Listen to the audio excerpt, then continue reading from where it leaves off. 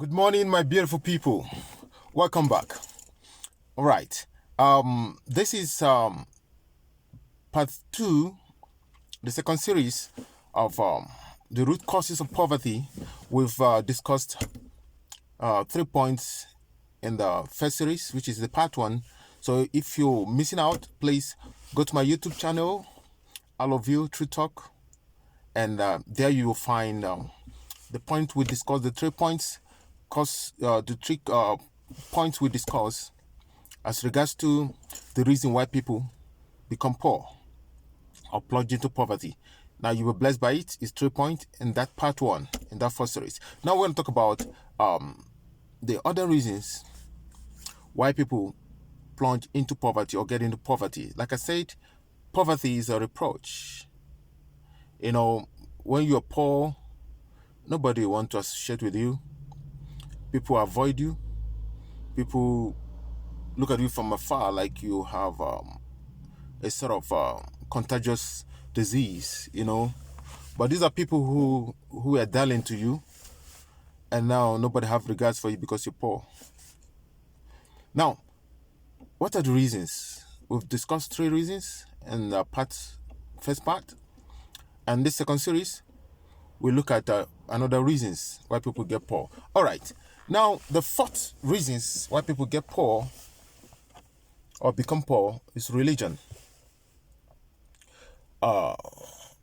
Religion is the opium of the masses, they say. Religion has this master and servant relationship. Religion had the way of making the followers believe that this world is not theirs. They don't have to strive for anything. They don't have to toil for anything, to own nothing.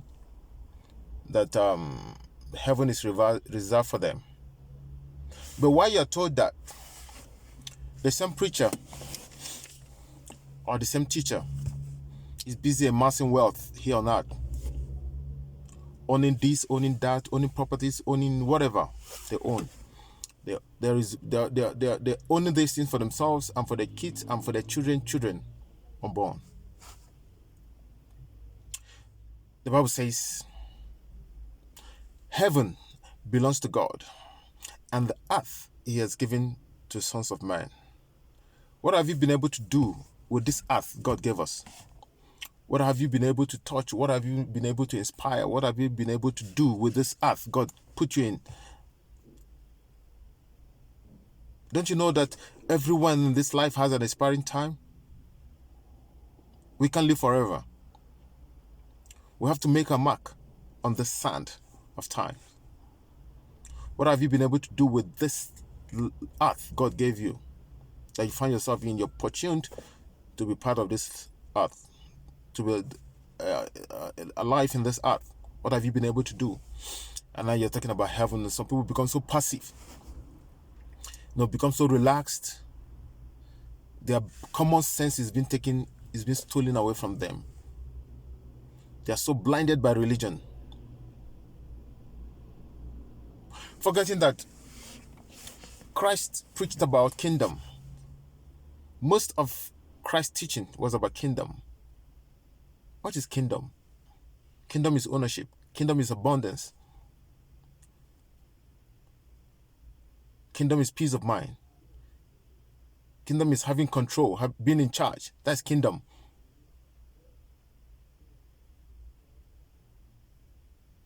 Kingdom is not being miserable because somebody has conditioned your mind to be miserable. Somebody has conditioned your mind to endure hardship on earth, that heaven awaits you. Who told you that? Who told you that? I'm not here to argue if there is heaven or no heaven. On that they will know which is which and where we're heading to. So religion has a way of making you poor, because this religion merchant or practitioners. They manipulate your mind. They so manipulate your mind and you're brainwashed. I don't mind any religion you talk about. There's manipulation in religion. There's manipulation in religion. So be warned and be careful whose tutelage you sit under, whose teaching you sit under and listen, because it can affect your mind, your ability to think and do what you need to do. There are some religions where they say, no, this earth doesn't belong to you. You're living tomorrow. You're going to heaven. What a trash, man. What nonsense is that? God has given us this earth to better it, to live, to be happy in it, to do exploit, to help ourselves and love nature. You are not contented with this earth God gave you. You've not done nothing. You cease to aspire for anything. You're not hungry for nothing. You want to bequeath poverty to your children and children because of religion. Come on, get up and walk. Just like Jesus would say, get up and walk. Snap out of crazy religion and refuse to be poor. Isn't it amazing to you? People who hold religion so tightly, majority are poor. Doesn't that amaze you? Doesn't that shock you? Whatever religion, I don't care. People who hold religion so tightly, majority of them are poor. Even the people you call unbelievers, they're doing great and they're doing good. Yes, they're doing great. God is not a respecter of men. God doesn't care about your religion. God doesn't have a religion to shock you. God has no religion. He has no religion. God is love. He's the God of all. You're a pagan, you're a this, you're that. It's one God. And God is a respecter of principle. Seed time and harvest time. He who sows shall reap. He who will not sow will not reap. Winter and summer, the same God. He's the God that respects principle. Call somebody an unbeliever, he's doing good, he's massively rich because he's respecting the horizontal law. You are always concerned of the vertical law. Prayer, God will do everything. God is coming tomorrow. Heaven is mine. I'm going to paradise. Who tell you that? Come on, stop dreaming. Yes, paradise is there, we know. But until we get there, let's do what is right. Love our world, love humanity. Love people around you. Don't judge people by religion. Love people first. Religion is secondary. Don't hate somebody because it's not from your religion or it's not from your church.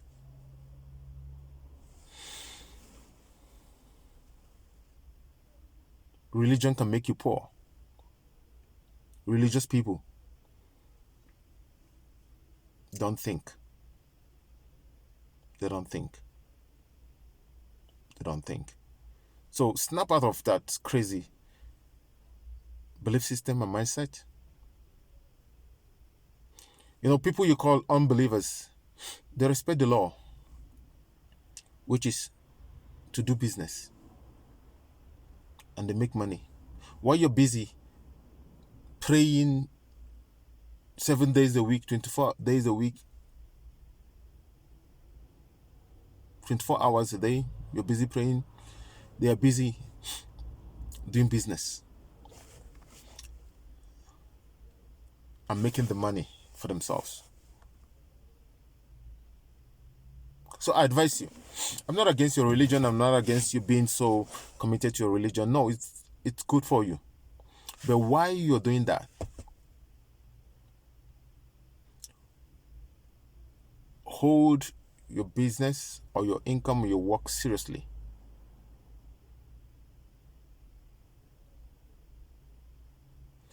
Why you're taking your religion serious? Always also remember to take your work serious or your business serious. Awesome, my people. So that's number 4, which is religion. So we want to look at number 5, the reason for poverty. The root causes of poverty. Like I said, there's 9 root causes of poverty. 9 root causes of poverty, and we've discussed 4. Now, number 5, cause. To be caused. Now, causes are real. Don't be deceived. They're real. You know, people think it's only in Africa where people can be cursed, and this cause is working against them. No. Curses work anywhere. If you're carrying a curse, even if you want to travel to the moon, the curse is after you, following you. Yeah.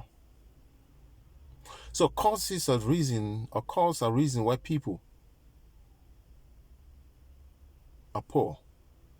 Can be the reason why someone is poor. Yes. You know,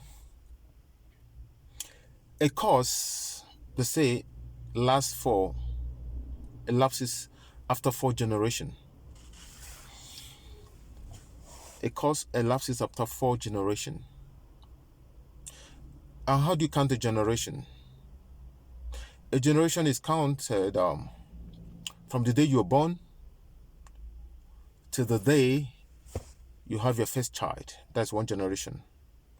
And that child of yours grows and have their own child. That's 2nd generation. So a cause lasts for 4 generations. Remember Jesus, when they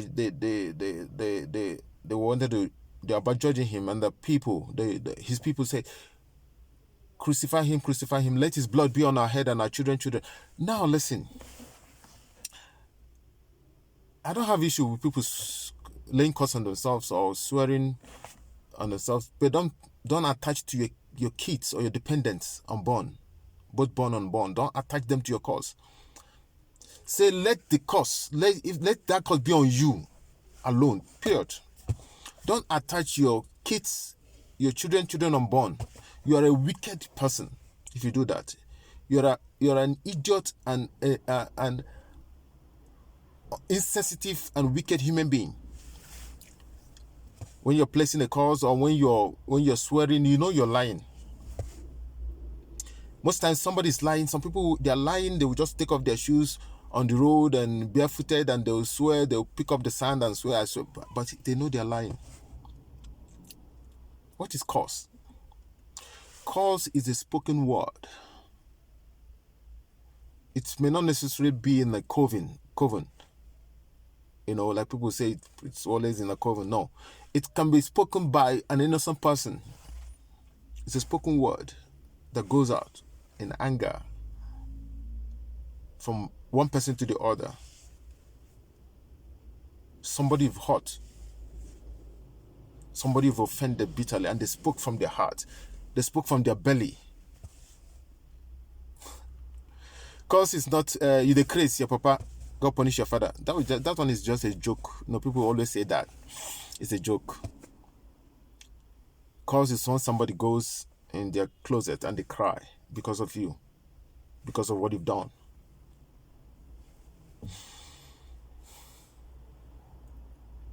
And they lay a curse. It's a word. So when somebody speaks a word, it's a curse. And that word is a spirit. It goes into the air and begins to walk. Now, don't be scared. Now, somebody cannot curse you when you're innocent. Yes, somebody can curse you and it will be effective when you are innocent. When you're innocent, a curse is null and void. But if you're guilty, a curse will come after you. You can't escape it. You can't escape it. And now don't be deceived. People who often say, "I want to go for what they call family deliverance. A seer will come and pray." These are scammers. These are scammers. Oftentimes, you've heard people people who they say they're coming for family deliverance. It's often common in Africa, some part of Africa though. People coming for family deliverance, to deliver family of causes. Maybe things are not going well. You contract a seer or a prayer warrior, like you call them, to come and deliver your family. What a crazy, stupid act. And oftentimes these guys are scammers and manipulators. They'll come before the due date for deliverance and bury something in your compound. Bury something in your compound, and when the due day for the said deliverance, they will come, and after all, perambulating, walking around, and all their gimmicks, they will still come back to that place they buried that stuff and dig it out and say, somebody is this, somebody, and they'll be accusing the wrong person that they are the reason, or they're the persons who planted, who buried a charm in your compound, whilst they are the ones who did it. So there are a lot of manipulations here and there because people are confused. They don't understand what cause is all about. So I'm here telling you today that a neutral person, a person who doesn't know nothing about how it started, cannot come and deliver you, no matter who that pastor is, no matter who that preacher is, no matter how highly anointed that person is. It's a lie. It's a fake. But causes are real. Causes are not usually pronounced by wicked people or demons or witches. No. Yes, witches can do that. Wicked people can do that and stuff. But if you've offended somebody, that's when it can work against you. But if you're innocent, it can work. A cause can be said by somebody you offended, innocent person. You don't know that their spirit is strong, and they just say a word. It can be in Europe, it's working. It can be in Africa, and the word was spoken in Europe. It's working against you. Travel anywhere you want to travel around the world, it comes after you.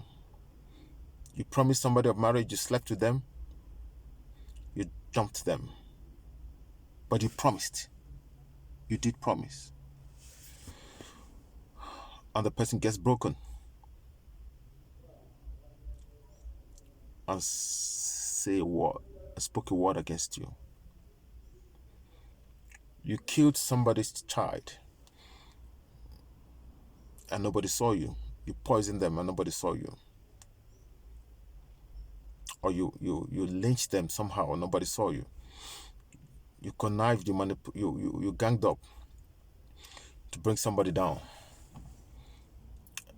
And the person's relatives were broken and they spoke a word. And that word will hit you. Like I said, 4 generations.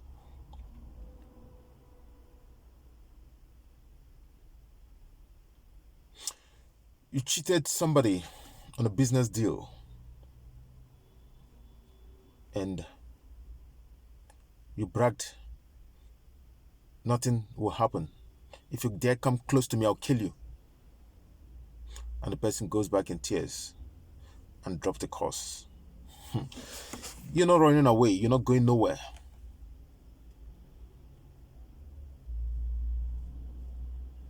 Causes are powerful.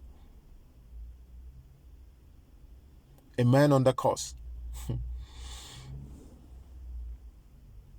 is worse. His situation is very, very bad. You know, how do you understand that a family is under curse or people are under curse, a person is under curse? There's familiar spirit.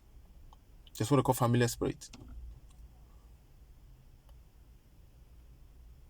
It was like this with your grandfather, and it became like this with your father, and now the same pattern is repeating itself with you. Somebody committed suicide in your family many years ago. Not too long after, some years again, somebody committed, and now in your own generation, somebody's committing suicide. There's poverty in your family line, 3 generations. Nobody could break it. That is a curse.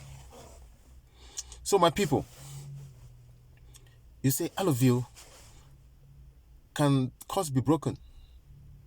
Yes, curse can be broken, but not by people parading themselves as seers, as prayer warriors, as curse breakers, coming to your family to play pranks and to cause more chaos. Curse can be broken. Yeah. That's what we call recompense. That's what we call recompense. Now, in simple terms, somebody, the person you've offended, your family can return to that family. Your family will have an understanding and come in agreement as a group and come officially to the family that was offended. Even if the person that's offended is dead and long gone, he still has a family. You come to the family and confess your sin. If possible, offer a token of compensation. You know what I mean?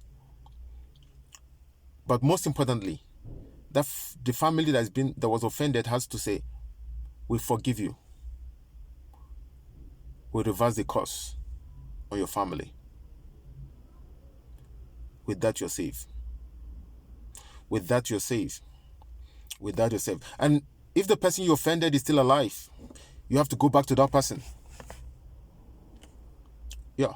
You go back to the person on your knees. "I did this, I did that. Can you find it in your heart to forgive me so that my life will be okay?" God helping you, the person forgives you. You're good. But without that, you think you can contract some people to come and start, ranting around your house like call prayers. Who is fooling who? Nothing will work until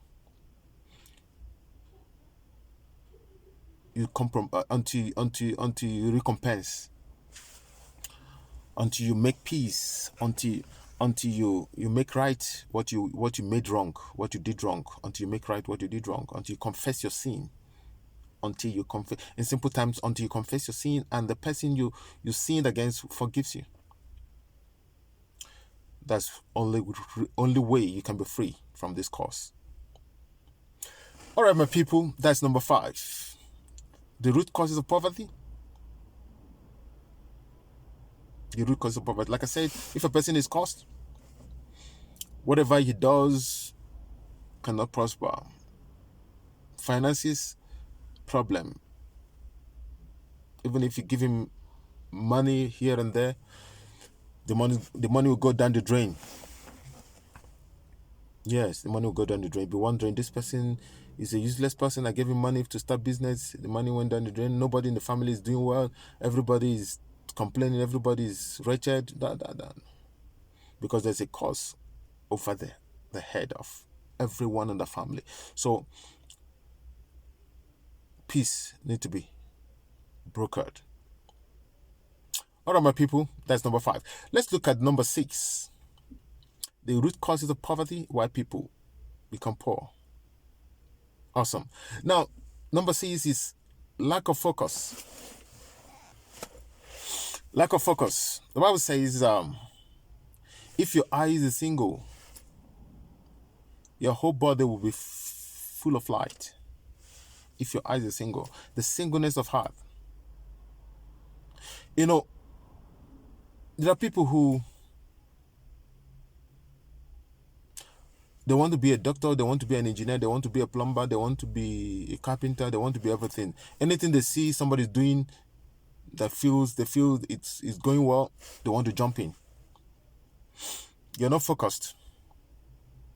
You are not committed. You just want to be everywhere. You can't have a headway. Not at all. Not at all. You can have a headway. You can want to be here, to be there, you be there, you be there. You're divided in your focus. You are divided in your focus. Division of focus. You're divided in your mind. You can have the result you want or the success you're dreaming for. So you must be focused. You must be focused. And stop being, you don't want to, somebody is doing this, you've started something, you've not given it time to mature. You've not given it time to grow. You feel it's not working, let me drop it off and do some other thing. Let me drop it off and do this. You're busy because you're greedy, or rather, you're covetous.